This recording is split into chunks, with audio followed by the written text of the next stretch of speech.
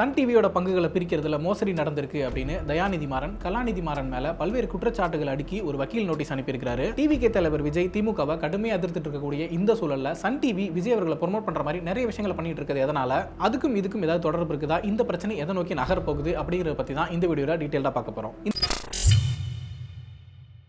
இந்த பிரச்சனையை நம்ம சரியா புரிஞ்சுக்கணும் அப்படின்னா ஃபர்ஸ்ட் வந்து சன் டிவியோட ஹிஸ்டரியை தெரிஞ்சுக்கணும். கலைஞர் முரசொலி மாறன் ரெண்டு பேரும் சேர்ந்து 1985 சுமங்கலி பப்ளிகேஷன்ஸ் அப்படிங்கிற ஒரு கம்பெனியை தொடங்குறாங்க. முரசொலி மாறன் யாரு அப்படின்னா கலைஞரோட சொந்த அக்கா பையன்.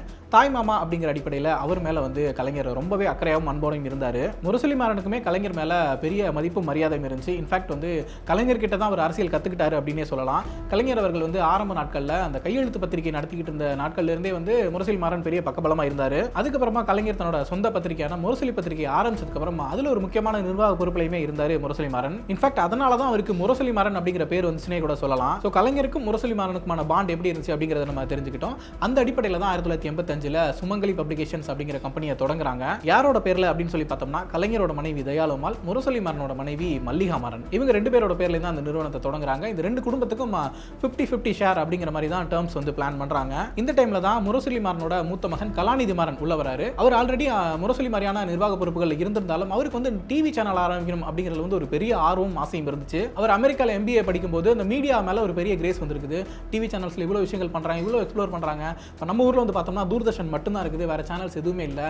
ஸோ தூர்தர்ஷனோட அந்த மோனோபோலியை வந்து நம்ம பிரேக் பண்ணணும், நம்ம ஒரு ஓன் சேனல் ஆரம்பிக்கணும் அப்படிங்கிற ஒரு பெரிய ஆசை வருது அவருக்கு. அதோட முதல் கட்டமாக தான் 1990 பூமாலை அப்படிங்கிற பேர்ல அந்த வீடியோ கேசட் வெளியிடுற ஒரு வேலையை தொடங்குறாரு. அந்த வீடியோ கேசட் வந்து மந்த்லி ட்வைஸ், மாசத்துக்கு 2 டைம் வந்து ரிலீஸ் ஆகும். இப்போ நம்ம மேகசின்ஸ்லாம் வருது இல்லை, வாரத்துக்கு ஒருக்க மாசத்துக்கு 2 டைம் அப்படிங்கிற மாதிரி அந்த மாதிரியான ஒரு சப்ஸ்கிரிப்ஷன் பேசிஸ்ல வந்து அந்த பூமாலைங்கிற வீடியோ கேசட்டை வந்து ரிலீஸ் பண்ண ஆரம்பிக்கிறாரு. அதுல என்ன இருக்கும் அப்படின்னு சொல்லி பார்த்தோம்னா அந்த CD நம்ம போட்டு பார்க்கும்போது அதுக்குள்ள வந்து நியூஸ் ஃபுட்டேஜ் இருக்கும் வித் வாய்ஸ் ஓவர் அப்படிங்கிற மாதிரி. அந்த காலகட்டத்துக்கு அதுவே ரொம்ப பெரிய விஷயமா பேசப்பட்டுச்சு. அதுக்கப்புறம் 3 வருஷம் கழிச்சு 1993 ஏப்ரல் 14 வந்து சன் டிவியை தொடங்குறாரு. சுமங்கலி பப்ளிகேஷன் சன் டிவி பிரைவேட் லிமிடெடா மாறுது. முரசொலி மாறனும் கலாநிதி மாறனும் தான் இதை வந்து இனிஷியேட் பண்ணி ஆரம்பிக்கிறாங்க. இதுல தயாலு அம்மாள் மட்டும் ஷேர் ஹோல்டரா கண்டினியூ பண்றாங்க.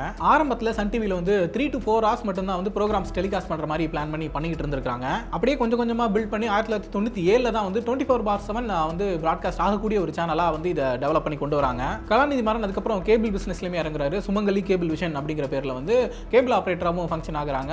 நம்ம டிவி சேனல்ஸ்லாம் பார்த்துருப்போம் SCV அப்படின்னு சொல்லிட்டு, அதுதான் சுமங்கலி கேபிள் விஷன் அப்படிங்கிற பேர்ல இன்னுமே அது ரன் ஆயிட்டு இருக்குது. இதுல நம்ம கவனிக்க வேண்டிய இன்னொரு விஷயம் என்ன அப்படின்னு சொல்லி பார்த்தோம்னா சன் டிவி அலுவலகம் ஆரம்பிக்கப்பட்டது வந்து அந்த திமுக கட்சி அலுவலகமான அறிவாலயத்துல தான். 2007 நடந்த ஒரு முக்கியமான இன்சிடென்ட்க்கு அப்புறம் தான் அறிவாலயத்தில் இருந்த சன் டிவி வந்து அங்கிருந்து பிரிஞ்சு அடையாறுல ஒரு தனி ஆஃபீஸ் போட்டு போறாங்க. அது என்ன பிரச்சனை அப்படின்னா 2007 மே மாசம் வந்து சன் டிவியோட கட்டுப்பாட்டில் இருக்கக்கூடிய தினகரன் பத்திரிகையில் ஒரு கருத்து கணிப்பு நடத்துறாங்க. கலைஞரோட அரசியல் வாரிசு யாரு, முக அழகிரியா முக ஸ்டாலினா அப்படின்னு சொல்லிட்டு அது ஒரு பெரிய அதிர்வலைகளையும் நிறைய பிரச்சனைகளையும் உருவாக்குது. அதைத் தொடர்ந்து மதுரை தினகரன் அலுவலகம் வந்து எரிக்கப்படுது. அதுல 3 பேர் கொல்லப்படுறாங்க.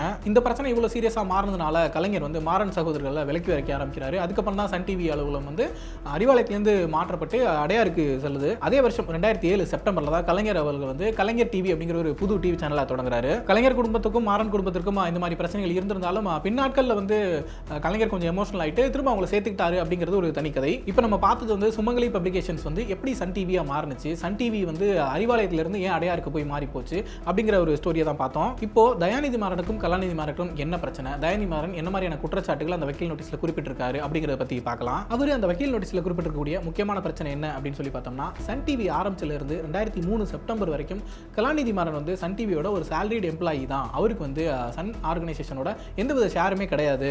அந்த காலகட்டத்தில் தான் இவர்களோட தந்தை முரசொலி மாறன் வந்து உடல்நிலை சரியில்லாமல் இருக்கிறாரு, கோமால இருக்கிறாரு. எப்ப வேணா அவருக்கு என்ன வேணா ஆகலாம் அப்படிங்கிற ஒரு கிரிட்டிக்கல் சிச்சுவேஷன் தான் இருக்குது. அப்படியான சூழல்ல தான் கலாநிதி மாறன் வந்து சன் நெட்வொர்க்கோட 60% பங்குகளை, அதாவது 12 லட்சம் பங்குகளை வந்து தன்னோட பேருக்கு மாத்திக்கிறாரு. அதுவும் எப்படி அப்படின்னு சொல்லி பார்த்தோம்னா கலைஞர் ஃபேமிலி உட்பட மற்ற எந்த ஷேர் ஹோல்டர்ஸோட நாலேஜோ அப்ரூவலோ இல்லாம இந்த விஷயத்தை பண்ணியிருக்காரு. அதுவும் அப்ப அந்த 12 லட்சம் பங்குகள் இருக்குல்ல, அப்போ வந்து ஒரு பங்கு 2500 ரூபாயில இருந்து 3000 ரூபாய் வரைக்கும் இருக்கக்கூடிய மதிப்பு இருக்கக்கூடிய சூழல்ல வந்து ஒரு பங்கு 10 ரூபாய் அப்படிங்கிற பேர்ல வந்து அவர் வந்து தன்னோட பேருக்கு அந்த பங்குகளை மாத்திருக்காரு அப்படிங்கிற குற்றச்சாட்டை முன்வைக்கிறாரு. அடுத்ததா முரசொலி மாறன் 2003 நவம்பர் 23 உயிரிழக்கிறாரு. அதுக்கப்புறம் நவம்பர் 28 மாநகராட்சியில பதிவு செய்யப்படுது. ஆனா அவர் வந்து தன்னோட தரப்புல உயில் எதுவுமே எழுதி வைக்கல.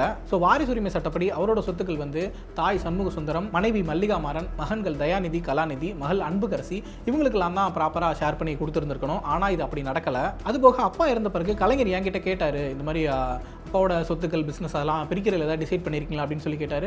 இல்லை, அப்பாவோட வழியில் வந்து கலாநிதி மாறன் வந்து குடும்பத்துக்கு எது நல்லதோ அது கரெக்டாக பண்ணுவார் அப்படின்னு சொல்லி நம்பணும். ஆனால் அந்த நம்பிக்கை அவர் காப்பாற்றலை. நம்பிக்கையை மீறி ஏமாத்துறது, மோசடி, குற்றவியல் சதி, இந்த மாதிரி நிறைய குற்றச்சாட்டுகளை வந்து கலாநிதி மாறன் மேலே தயாநிதி மாறன் வந்து அந்த நோட்டீஸில் எழுப்பியிருக்காரு. அடுத்தது அந்த வக்கீல் நோட்டீஸில் தயாநிதி மாறன் ஒரு கோரிக்கையுமே முன் வச்சிருக்காரு. அது என்ன அப்படின்னா, sun network and related companies அதோட ஷேர்ஸ் வந்து 2003 செப்டம்பர் 15க்கு என்ன டேர்ம்ஸில் இருந்துச்சோ அந்த டேர்ம்ஸ்க்கு இன்னைக்கு திரும்ப மாற்றி கொடுக்கணும். அதே போல் அந்த கம்பெனியோட ஷேர்ஸ் வந்து தயாளம்மாள் மற்றும் முரசொலி மாறனோட சட்டப்பூர்வ வாரிசுகளுக்கு கரெக்டாக பிரித்து கொடுக்கணும். இந்த மாதிரியான கோரிக்கைகளுமே முன் வச்சிருக்காரு. இந்த வக்கீல் நோட்டீஸ் அனுப்புனதுக்கு அப்புறம் கடந்த ஒரு வாரமாக வந்து இது சோஷியல் மீடியாலையும் சரி நியூஸ்லையும் சரி ஒரு பெரிய பேசுபொருளாக மாறிட்டு இருந்துச்சு. அதை தொடர்ந்து பார்த்தோம்னா சன் டிவியோட பங்குகள் 4% சரிவை சந்திச்சிருக்குது. இந்த ஒரு அன்எக்ஸ்பெக்டடான இன்சிடென்ட் நடந்து இந்த மாதிரியான சரிவுகள் ஏற்பட்டதுனால சன் டிவி தரப்புல இருந்து national stock exchange and Bombay stock exchange ரெண்டுத்துக்குமே வந்து சன் டிவி சார்பாக ஒரு கடிதம் எழுதப்பட்டிருக்கு. அந்த கடிதத்தில் என்ன சொல்லியிருக்காங்க அப்படின்னு சொல்லி பார்த்தோம்னா, இந்த குற்றச்சாட்டுகள் தவறானவை மற்றும் அவதூறானவை. இது ஒரு குடும்ப சண்டை தான். இதுக்கும் வர்த்தகத்துக்கும் எந்த ஒரு சம்பந்தமும் கிடையாது. இது வர்த்தகத்தை எந்த வகையிலும் பாதிக்க போறது கிடையாது. மோரோவர் சன் நெட்வொர்க்கோட எல்லா பிசினஸுமே லீகலா சட்டப்பூர்வமாக தான் நடந்திருக்குது அப்படிங்கிற ஒரு விளக்கத்தையும் கொடுத்திருக்காங்க. இந்த பிரச்சனை சம்பந்தமா அரசியல் தளத்தில் நிறைய விமர்சனங்களை நம்ம பார்த்துக்கிட்டு இருக்கிறோம் தொடர்ந்து. ஃபர்ஸ்ட் வந்து இது ஒரு குடும்ப சண்டை தான். அண்ணன் தம்பிக்குள்ள சொத்து பிரிக்கும் போது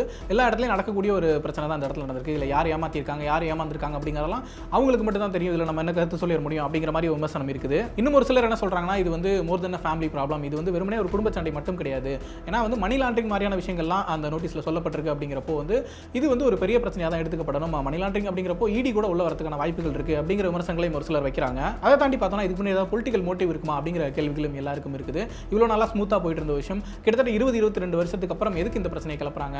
ஸோ இதுக்கு முன்னாடி ஏதாவது அரசியல் அழுத்தங்கள் இருக்குதா அப்படிங்கிற விமர்சனமும் கேள்வியும் எல்லாருக்குமே இருக்கு. இல்லை இதில் எந்த அரசியல் உள்நோக்கமும் கிடையாது, அவங்களுக்குள்ள இருக்க பிரச்சனையை பேசி தீர்த்துக்கிறதுக்காக தான் இந்த ஒரு விஷயத்தை வந்து வெளிப்படுத்துறாங்க அப்படிங்கிற மாதிரி எடுத்துக்கிட்டாலும் இந்த பிரச்சனையை ஏதாவது ஒரு அரசியல் கட்சி வந்து அரசியலாக மாற்ற ட்ரை பண்ணுமா அப்படிங்கிற ஒரு கேள்வியுமே இருக்கு. ஏன்னா இடி ரைட் அப்படின்னு ஒரு விஷயம் நடக்குது இந்தியாவுக்குள்ள எந்த மாநிலத்தில் அப்படின்னாலுமே அதுக்கு பின்னாடி ஒரு பொலிட்டிக்கல் மோட்டிவ் இருக்குது அப்படிங்கிற விமர்சனங்களை நம்ம தொடர்ந்து பார்த்துக்கிட்டு இருக்கோம். அப்படிங்கிற பட்சத்தில் இந்த ஒரு விஷயத்தை ஏதாவது ஒரு அரசியல் கட்சி எடுத்து அதை வந்து பொலிட்டிக்கலி வந்து மோட்டிவோட செயல்பட வாய்ப்பு இருக்கா அப்படிங்கிற விமர்சனமும் இருக்கு. இந்த சூழலில் நம்ம இன்னொரு விஷயத்தையுமே பேசியாகணும். தமிழக வெற்றி கழகத்தோட தலைவர் விஜய் அவர்கள் அவர் வந்து திமுக எதிராக தீவிரமான அரசியலை வந்து முன்னெடுத்து செயல்பட்டு இருக்காரு. அவரோட விமர்சனங்கள் முழுக்க முழுக்க திமுக நோக்கி மட்டுமே தான் இருந்துகிட்டு இருக்குது. அப்படியான சூழல்ல சன் டிவி வந்து தொடர்ந்து விஜய் அவர்களை ப்ரோமோட் பண்ற மாதிரியான விஷயங்களை பண்ணிட்டு இருக்கிறதும் பெரிய விமர்சனத்துக்குள்ளா இருக்கு. நேத்து வந்து விஜய் அவர்களோட பிறந்த நாள், அதை வந்து செலிப்ரேட் பண்ற வகையில் சன் டிவியில் ஒரு ஸ்பெஷல் வீடியோ ஒன்று எடுத்து போட்டிருக்காங்க.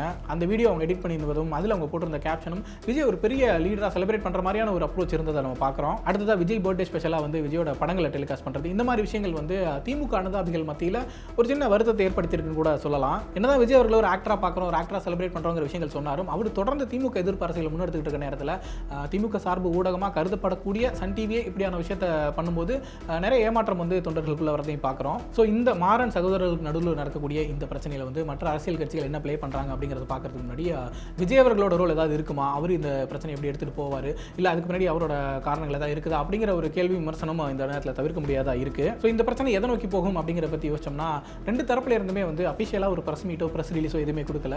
தயாநிதி மாறன் வந்து கலாநிதி மாறனுக்கு வக்கீல் நோட்டீஸ் அனுப்பியிருக்காரு. கலாநிதி மாறன் வந்து ஸ்டாக் எக்ஸ்சேஞ்சுக்கு வந்து ஒரு விளக்கம் தான் கொடுத்திருக்காரு பங்குகள் சரிஞ்சுக்கிட்டு இருக்கிறனால. அதை தவிர்த்துட்டு ரெண்டு பேருமே வந்து எந்த ஒரு அறிக்கையும் வெளியிடல. அடுத்ததா இது நீதிமன்றத்தை நோக்கி போகுமா, வழக்குகள் பதிவு செய்யப்படுமா அப்படிங்கிற ஒரு கேள்வி விமர்சனம் இருக்கு. இது எல்லாத்தையும் விட இந்த பிரச்சனை எதை நோக்கி போறதுக்கான பாசிபிலிட்டி அதிகமாக இருக்கு அப்படின்னு சொல்லி யோசிச்சோம்னா, சுமூகமாக பேசி தீர்க்கிறதுக்கான வாய்ப்புகள் இருக்கும் அப்படின்னு தான் தோணுது. ஏன்னா ஒரு முக்கியமான அரசியல் கட்சியாக இருக்குது திமுக, ஆளுங்கட்சியாக இருக்கிறாங்க. அடுத்தது எலெக்ஷன் வருது ஒரு வருஷத்துக்குள்ள. அப்படிங்கிறப்போ கட்சிக்குள்ளே வந்து இந்த மாதிரியான விமர்சனங்களும் பிரச்சனைகளும் வர்றது கட்சிக்கு ஒரு பின்னடைவை சந்திக்க வைக்க வாய்ப்பு இருக்கு. அப்படிங்கிற காரணத்தினால முடிஞ்ச வரைக்கும் வந்து யாருக்கு என்ன வேணுமோ, என்ன டிமாண்டோ அது சுமூகமாக பேசி தீர்க்கிறதுக்கான வாய்ப்புகள் தான் அதிகமாக இருக்கும் அப்படிங்கிற மாதிரி தோணுது. நிச்சயமா இந்த பிரச்சனையோட அடுத்தடுத்த நகர்வு எதை நோக்கி போகுது அப்படிங்கிறத வச்சு தான் நம்ம அதை புரிஞ்சுக்க முடியும். இந்த பிரச்சனையை பற்றின உங்களோட கருத்து என்ன அப்படிங்கிறத கமெண்ட்ல சொல்லுங்க. நம்ம சேனலுக்கு லைக், ஷேர், சப்ஸ்கிரைப் பண்ணி விடுங்க. நன்றி.